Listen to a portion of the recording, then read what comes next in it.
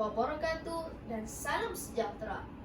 Nama saya Muhammad Rushaidi bin Alex dan saya merupakan anak kedua daripada 5 orang adik-beradik.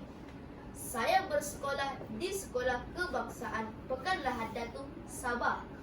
Di sekolah, saya menyandang jawatan sebagai pembimbing rakan sebaya. Dengan adanya tugas ini, dapatlah meningkatkan lagi keyakinan diri saya dan membuatkan saya lebih berkarisma. Pencapaian tertinggi saya ialah menjadi Johan Dai Cilik peringkat Tenggara. Hari ini saya akan mengulas 5 buah buku. Buku pertama yang bertajuk Dunia Zen di Mataku. Novel ini ditulis oleh nostalgiawan Wahyudi atau nama sebenar beliau ialah Hamdan Mustafa. Buku ini diterbitkan oleh Sinergi Media. Ia mengisahkan tentang perjuangan seorang murid dalam mencapai cita-cita dan impiannya. Ia terpaksa melalui pelbagai onak dan duri. Zen berasal daripada keluarga yang sangat susah. Namun, didikan ibunya menjadikan ia anak yang tabah dan cekal. Ia sangat yakin hanya dengan pelajaran dapat mengubah takdir hidupnya. Seterusnya, buku yang kedua yang bertajuk Detektif Super Bullet.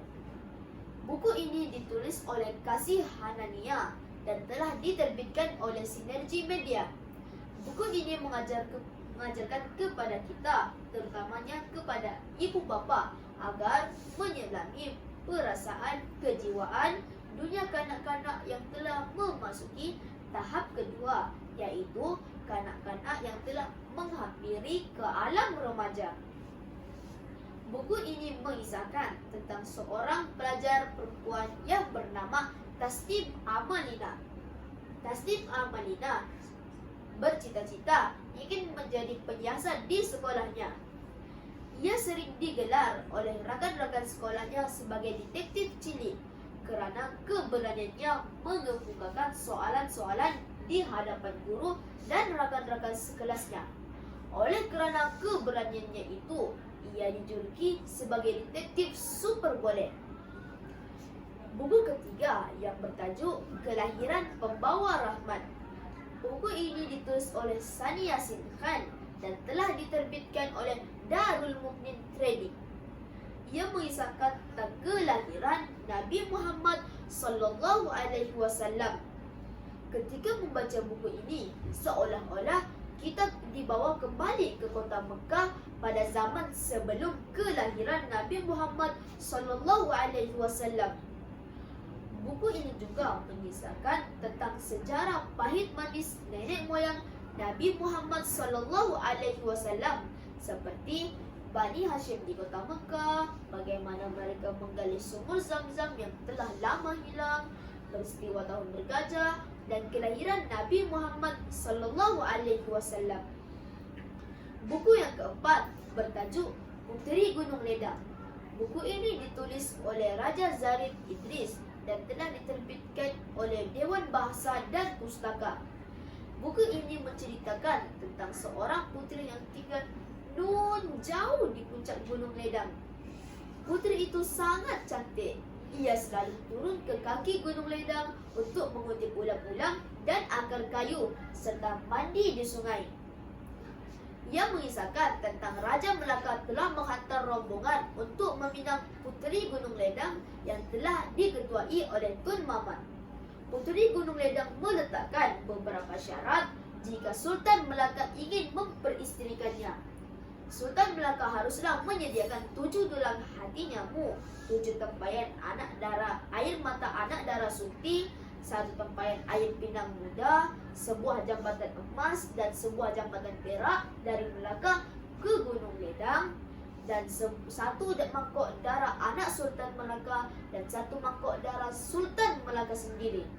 Jika semua syarat Puteri Gunung Ledang dapat dipenuhi, barulah Puteri Gunung Ledang bersetuju ingin menjadi isteri kepada Sultan Melaka. Seterusnya, buku yang kelima yang bertajuk Syawal Anak Malaysia.